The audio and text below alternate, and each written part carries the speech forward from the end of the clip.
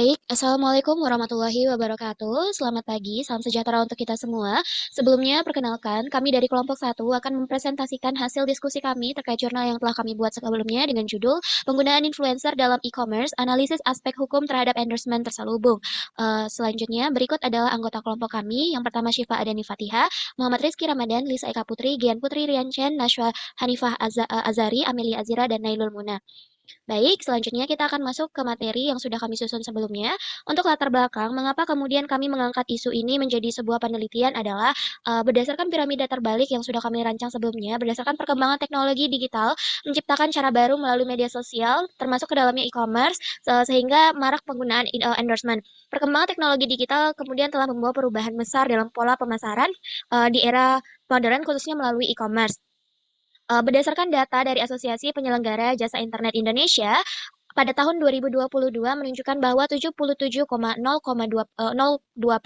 pengguna internet di Indonesia aktif menggunakan media sosial dan sekitar 65% dari mereka menyatakan pernah membeli produk yang direkomendasikan oleh influencer. Sehingga dalam hal ini muncul praktik endorsement terselubung yang kemudian mengkhawatirkan di mana endorsement terselubung ini dapat menyesatkan konsumen karena mereka tidak mengetahui bahwa suatu konten merupakan bagian dari strategi pemasaran berbayar.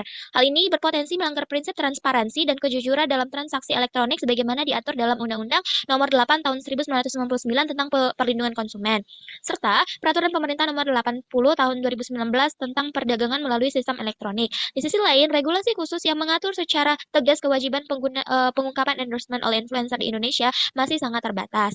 Kemudian, yang menjadi inti dari penelitian kami adalah analisis tanggung jawab hukum terhadap endorsement melalui influencer dalam endorsement terselubung eh, berdasarkan ketentuan hukum nasional dan internasional melalui komparasi hukum serta urgensi pembentukan regulasi nasional. Untuk selanjutnya, mengenai rumusan masalah itu akan dibacakan oleh Gian. Kepada Gian disilahkan. Baik, sebelumnya terima kasih moderator.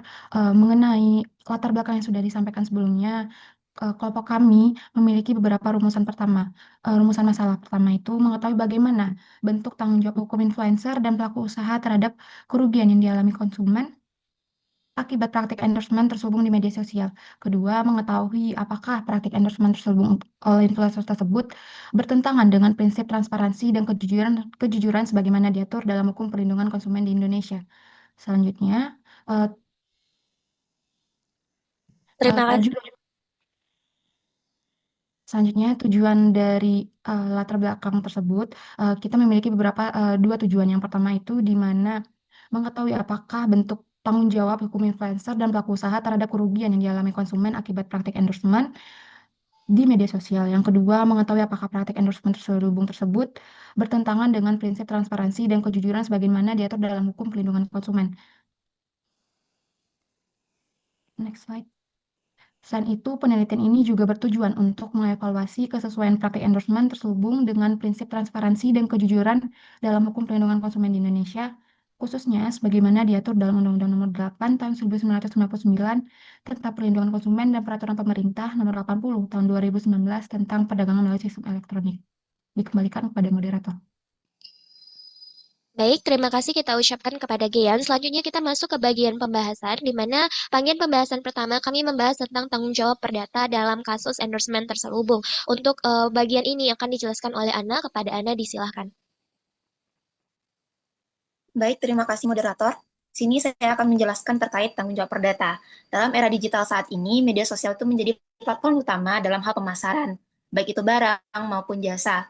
Influencer dengan jumlah pengikut yang signifikan sering dijadikan mitra oleh berbagai merek untuk mempromosikan produknya.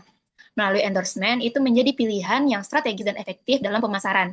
Endorsement merupakan suatu aktivitas promosi atau pengiklanan produk oleh seorang influencer kepada para pengikutnya di media sosial. Tujuannya kepada seorang influencer adalah untuk mempromosikan suatu produk guna untuk membujuk dan mempengaruhi para pengikut influencer untuk membeli produk yang ditawarkan. Sebelum melakukan endorsement, para pihak antara influencer dengan endorser itu melakukan suatu perjanjian yang mana klausula tersebut itu ditentukan oleh kedua belah pihak. Pada perjanjian endorsement, pihak antara influencer dengan pelaku usaha harus sama-sama memenuhi hak dan kewajibannya. Apabila salah satu tidak memenuhi hak dan kewajiban, maka dapat dinyatakan melakukan perbuatan non-prestasi. Perjanjian endorsement ini termasuk dalam jenis kontrak elektronik, karena perjanjian atau transaksi yang dibuat oleh para pihak dilakukan, disepakati, dan tertulis secara elektronik. Next slide. Apabila produk yang ditawarkan tersebut mengakibatkan akibat hukum, maka sebagaimana yang terdapat dalam pasal 1365 KUH Perdata, tiap perbuatan melanggar hukum yang menimbulkan kerugian pada orang lain itu mewajibkan pembuat yang bersalah mengganti kerugian. Seorang konsumen itu dapat meminta pelaku usaha memberikan kompensasi sebagai bentuk ganti kerugiannya. Oleh karena itu, influencer dapat dimintai pertanggungjawaban apabila tindakan mereka menyebabkan kerugian. Konsumen itu berhak mengajukan gugatan perdata untuk memperoleh ganti kerugian atas kerugian yang diderita, baik itu berupa material seperti biaya pengobatan maupun kerugian imaterial sebagai penderitaan psikologis. Dikembalikan lagi kepada moderator. Baik, terima kasih kita ucapkan kepada Ana yang telah mempresentasikan terkait dengan pertanggungjawaban perdata dalam hal endorsement terselubung. Selanjutnya, pertanggungjawaban pidana akan dipresentasikan oleh Lisa. Kepada Lisa, disilakan. Baik, terima kasih kepada moderator. Selanjutnya saya akan menjelaskan mengenai pembahasan kedua tentang tanggung jawab pidana yang akan diberlakukan pada influencer dan pelaku usaha. Di mana sama-sama kita ketahui bahwa endorsement merupakan bentuk kerjasama antara pelaku usaha itu sendiri dan influencer. Sehingga sudah seharusnya di sini influencer juga ikut bertanggung jawab atas promosi yang dilakukannya. Lalu bagaimanakah bentuk tanggung jawab influencer jika promosi yang dilakukannya merugikan pada konsumen? Endorsement yang dilakukan influencer pada media sosial itu merupakan dapat dikategorikan dalam bentuk pelanggaran dalam transaksi elektronik, sehingga dapat merambah pada jalur pidana, yaitu sebagaimana disebutkan dalam pasal 28 ayat 1 Undang-Undang ITE yang berbunyi, setiap orang dengan sengaja dan tanpa hak menyebarkan berita bohong dan menyesatkan yang mengakibatkan kerugian konsumen dalam transaksi elektronik dengan ketentuan hukuman pidana yang telah diatur dalam pasal 45A ayat 1 Undang-Undang ITE sebagaimana yang berbunyi, setiap orang yang dengan sengaja dan tanpa hak menyebarkan berita bohong atau menyesatkan yang mengakibatkan kerugian konsumen dalam transaksi elektronik, sebagaimana dimaksud pada pasal 28 ayat 1, dipidana dengan pidana penjara paling lama 6 tahun dan atau denda paling banyak 1 miliar rupiah. Next. Tanggung jawab influencer pada media sosial ditinjau berdasarkan Undang-Undang Nomor 19 Tahun 2016 tentang perubahan atas Undang-Undang Nomor 11 Tahun 2008 tentang informasi dan transaksi elektronik, bahwa dalam melakukan tanggung jawab atas endorsement-nya, mungkin ada influencer yang mempunyai kesadaran untuk bertanggung jawab semampunya, agar tidak ada konsumen yang dirugikan serta mengganti kerugian yang diderita konsumen. Akan tetapi, tidak bisa dipungkiri, ada juga influencer yang tidak bertanggung jawab apabila endorsement yang dilakukannya merugikan konsumen. Maka konsumen dapat menggugat influencer karena mengakibatkan kerugian dengan ketentuan pidana yaitu dengan pasal 28 ayat 1 Undang-Undang ITE. Next slide. Nah, selanjutnya influencer juga dapat dikenakan sanksi pidana jika tindakan mereka melanggar hukum yang berlaku dalam Undang-Undang Nomor 1 Tahun 2023 tentang Undang-Undang KUHP. Pasal 378 mengatur tentang penipuan yang dapat diterapkan jika influencer sengaja menyebarkan informasi palsu mengenai produk untuk mengelabui konsumen. Dengan demikian, influencer yang mempromosikan produk berbahaya atau mengandung informasi palsu dapat kenakan hukuman pidana berupa denda ataupun kurungan penjara. Nah, jadi adanya peraturan di atas akan menjadi hal yang melanggarkan saat belanja produk-produk yang disukai melalui influencer yang melakukan endorsement. Aturan tersebut dirasa sudah cukup memberikan jaminan bagi konsumen untuk bisa bertransaksi jual beli dengan nyaman dan aman. Nah, karena apabila belum adanya peraturan khusus yang mengatur tentang influencer dan endorsement ini, sehingga Undang-Undang tentang Informasi dan Transaksi Elektronik dapat digunakan atas pelanggaran influencer dalam transaksi elektronik ini. Nah, adapun contoh salah satu kasus penipuan yang dilakukan oleh endorsement ataupun pelaku usaha terhadap konsumen ialah pada kasus yang terjadi pada tahun 2018, di mana sebuah klinik kecantikan bernama Derma Skincare di Jawa Timur tertangkap basah karena memperjualbelikan kosmetik ilegal yang berbahan baku yang berasal dari luar negeri yang bisa memicu kanker. Dosis atau takaran yang digunakan untuk meracik kosmetik tersebut tidak sesuai dengan standar. Selain itu, ada 2 prioritas penyidikan antara lain pembuatan atau produksi kosmetik oplosan dan praktik jasa kecantikan yang juga ilegal. Pelaku usaha memproduksi berbagai kosmetik kecantikan mulai dari sabun muka, krim siang dan malam, serum, dan lainnya. Nah, kosmetik oplosan tersebut berpotensi berbahaya apabila digunakan karena tidak ada izin dari Dinas Kesehatan dan BPOM. Yang menarik di sini adalah pelaku usaha tersebut menggunakan jasa beberapa artis terkenal sebagai endorse. Dalam kasus ini, artis tersebut mengiklankan produk milik Derma Skincare melalui media sosial bernama Instagram dengan cara berfoto dengan produk milik Derma Skincare menuliskan kutipan mengenai produk dan seolah-olah menggunakan produk tersebut. Endorsement yang dilakukan beberapa artis seperti Ola Ramlan, Nela Karisma, dan Nia Ramadhani dengan produk Dharma Skincare di media sosial yaitu Instagram. Iklan tersebut menampilkan bahwa artis tersebut berpose dengan produk milik Dharma Skincare. Pertama-tama, artis tersebut mengunggah foto dirinya berpose di depan produk Dharma Skincare dalam akun Instagram pribadinya. Kemudian Dharma Skincare mengunggah ulang atau repost iklan tersebut di akun Instagram dan Facebook milik Dharma Skincare sebagai bukti bahwa produk-produk mereka digunakan oleh beberapa artis terkenal. Lalu masyarakat dalam hal ini konsumen yang mengikuti artis tersebut di media sosial Instagram tentunya telah melihat unggahan promosi endorsement artis yang seolah-olah menggunakan produk dari Dharma Skincare tersebut. Kata seolah-olah menggunakan artinya artis tersebut bahkan tidak pernah menggunakan kosmetik Dharma Skincare. Artis bernama Nia Ramadhani seolah mengucapkan produk ke wajahnya. Pengikut Nia Ramadhani pengikut atau followers artis di atas beranggapan bahwa idolanya menggunakan produk kosmetik dan skincare untuk mendapatkan wajah yang putih mulus dan bebas jerawat. Sehingga mereka terwujud untuk membeli produk serupa yang digunakan idolanya. Dalam hal ini, promosi yang dilakukan oleh beberapa artis tersebut berpotensi menyesatkan. Mungkin lanjut.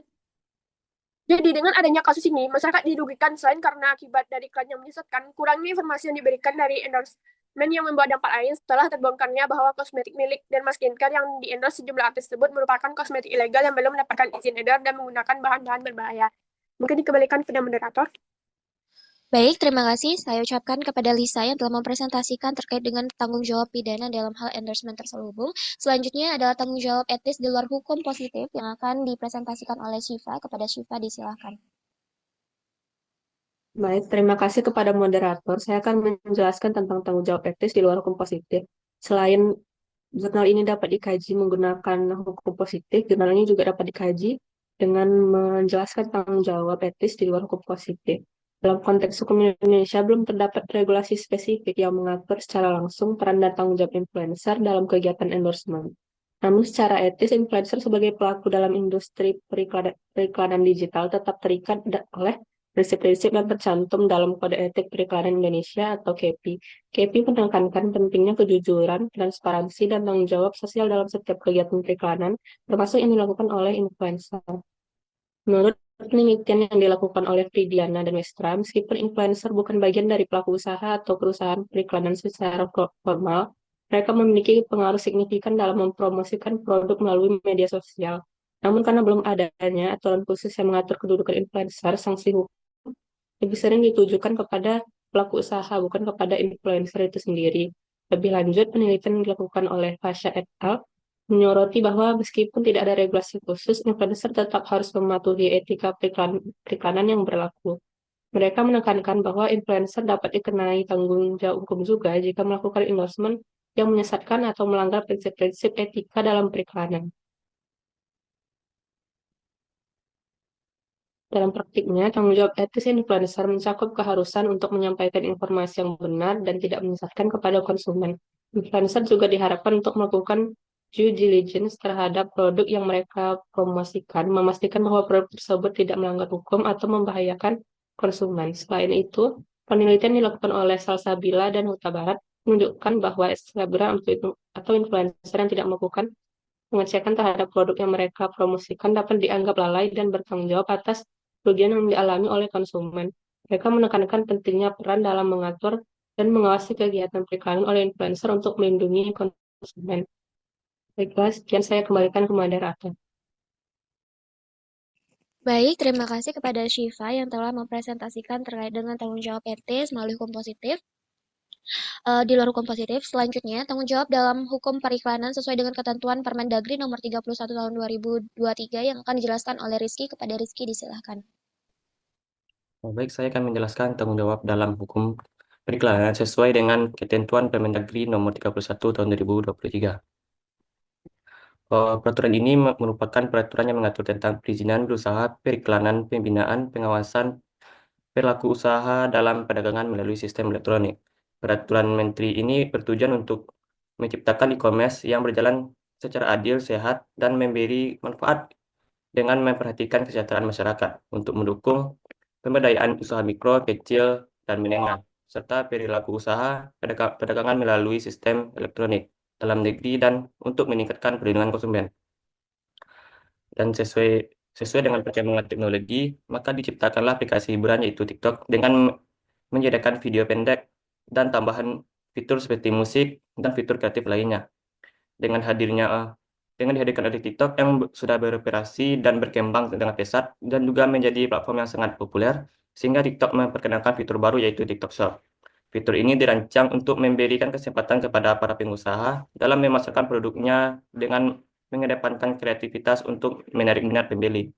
TikTok Shop menawarkan berbagai jenis kebutuhan sehari-hari seperti fashion, makanan, perawatan kulit, kosmetik, dan lain-lainnya. Namun, fitur TikTok Shop tersebut tidak memiliki izin beroperasi sebagai platform e-commerce, karena pada awalnya TikTok hanyalah aplikasi untuk mencari hiburan, bukan platform e-commerce. Selain itu, harga yang ditetapkan oleh penjual TikTok seringkali lebih rendah dibandingkan harga di platform e-commerce lainnya, ataupun harga di pasar offline. Platform tersebut juga kerap memberikan diskon yang kerap penjual yang mengikrarkan produknya melalui TikTok live streaming. Meskipun strategi ini pada awalnya menghasilkan harga yang kompetitif, terkadang bisnis tersebut tidak menghasilkan keuntungan yang cukup, bahkan merugikan eh, penjual lainnya. Oleh sebab itu, karena adanya kasus TikTok Shop ini, terbitlah peraturan perdagangan nomor 31 tahun 2003 dan peraturan yang tertera, maka TikTok Shop ini resmi ditutup karena tidak sesuai dengan aturan hukum yang ada. Mungkin sekian yang dapat sampaikan, saya kembalikan kepada moderator.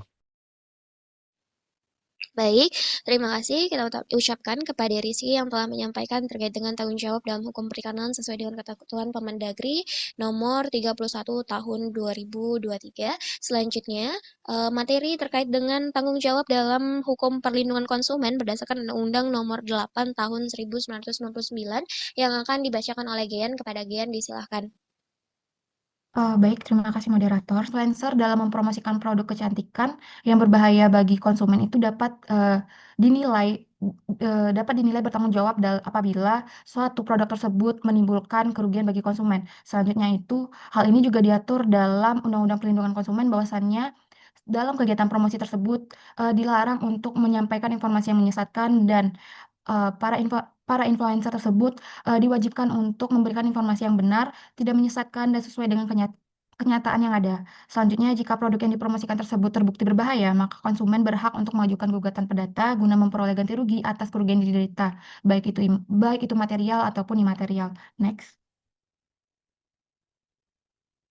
Selanjutnya untuk mengenai apa itu kegiatan promosi sudah dijelaskan dalam pasal 1 ayat 6 Undang-Undang Perlindungan Konsumen bahwasannya kegiatan promosi adalah kegiatan pengenalan atau penyebarluasan informasi suatu jenis barang dan atau jasa pelaku usaha untuk menarik minat beli konsumen tersebut. Dalam hal mempromosikan produk melalui endorsement, pelaku usaha bekerja sama dengan influencer untuk mempromosikan produknya.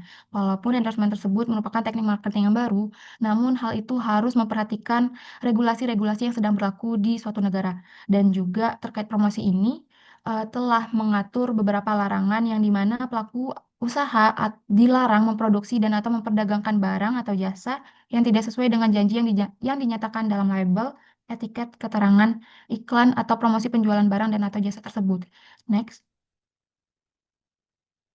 Uh, Selanjutnya, dengan beberapa paparan di atas tersebut, maka konsumen punya hak untuk memperoleh informasi yang benar, jelas, dan juga jujur mengenai kondisi dan jaminan barang dan atau jasa sesuai pasal 4 huruf C Undang-Undang Perlindungan Konsumen. Hal ini dimaksudkan agar konsumen tersebut terpenuhi hak-haknya dan juga konsumen tersebut terhindar dari kerugian dari informasi yang dipromosikan oleh influencer tersebut. Konsumen yang dirugikan berhak untuk memintai pertanggungjawaban kepada eh, baik itu kepada influencer ataupun kepada mitra usaha tersebut. Selanjutnya saya kembalikan kepada moderator. Baik, terima kasih kita ucapkan kepada Gian yang sudah menjelaskan terkait dengan tanggung jawab dalam hukum perlindungan konsumen berdasarkan Undang-Undang Nomor 8 Tahun 1999. Selanjutnya adalah analisis pertanggungjawaban komparatif berdasarkan hukum internasional yang akan disampaikan oleh saya. Baik, dalam hukum internasional, kemudian kita mengetahui bahwa prinsip dasar perlindungan konsumen telah diatur di dalam United Nations Guidelines for Consumer Protection, UNGCP, yang kemudian diperbarui pada tahun 2015 yang menekankan bahwa pentingnya akses informasi yang jujur dan tidak menyesatkan dalam proses pengambilan keputusan konsumen. UNGCP juga menegaskan bahwa negara harus memastikan bahwa pelaku usaha dan perantara periklanan tidak memberikan informasi yang bersifat manipulatif atau menyesatkan. Sehingga dalam hal ini termasuk di dalamnya media sosial dan digital. Kemudian sebagai perbandingan, di Amerika Serikat, Federal Trade Commission atau FTC melalui endorsement guides mewajibkan bahwa setiap hubungan material connection antara influencer dan perusahaan harus diungkap secara jelas dan mencolok. Jadi tidak boleh ada yang namanya endorsement terselubung dalam hal ini. Pelanggaran terhadap ketentuan ini dapat dikenakan sanksi administratif, tentunya perintah pengadilan atau denda. Selanjutnya, di Uni Eropa, di bawah kerangka Unfair Commercial Practice,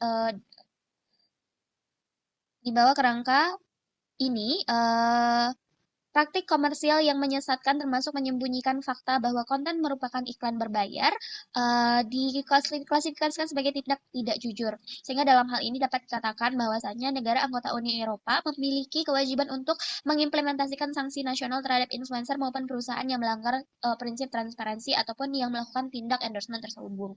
Di Indonesia, meskipun belum terdapat regulasi spesifik atau khusus mengenai influencer dan juga perikanan digital, prinsip perlindungan konsumen pada dasarnya diatur melalui Undang-Undang nomor 8 tahun 99 tentang perlindungan konsumen berdasarkan pasal 9 yang melarang pelaku tindak usaha yang memberikan informasi yang menyesatkan atau tidak benar. Namun ketentuan ini masih dianggap bersifat umum dan tidak secara eksplisit mengatur tentang praktik endorsement di media sosial. Sehingga dalam hal ini kemudian tanggung jawab influencer terhadap konten promosi terselubung masih bersifat interpretatif dan lemah di sisi penegakan hukum, termasuk dalam penegakan hukum secara internasional. Baik, sekian dari saya. Selanjutnya adalah penguatan regulasi dan penegakan hukum terhadap endorsement terselubung melalui pembentukan peraturan perundang-undangan yang akan disampaikan oleh Nashwa. Kepada Nashwa, disilahkan. Baik, terima kasih kepada moderator terselubung melalui pembentukan peraturan perundang-undangan, yang dimana hingga saat ini Indonesia itu belum memiliki aturan khusus yang secara langsung mengatur aktivitas promosi berbayar oleh influencer di media sosial. Aturan yang sudah ada seperti P3SPS dari Komisi Penyiaran Indonesia itu lebih fokus pada konten siaran tradisional, bukan pada konten digital yang dibuat secara mandiri oleh influencer. Situasi ini menandakan adanya kekosongan dalam hukum yang perlu segera diisi dengan peraturan baru yang lebih relevan. Aturan tersebut sebaiknya membuat penjelasan tentang siapa yang termasuk influencer, bagaimana keterbukaan dalam iklan harus dilakukan, bentuk kerjasama promosi yang sah, serta sanksi yang tegas bagi pelanggaran. Next. Membuat aturan saja itu tidak cukup tanpa dukungan dari lembaga yang bisa menjalankan dan mengawasi pelaksanaannya. Karena itu, lembaga seperti BPKN, KPPU, dan Kominfo perlu diperkuat agar bisa melakukan pengawasan, penyelidikan, dan memberikan sanksi jika ada penyalahgunaan dalam promosi oleh influencer. Pengawasan ini juga bisa melibatkan teknologi, pemantauan berbasis sistem, serta kolaborasi dengan platform digital yang dimana itu tempat para influencer aktif.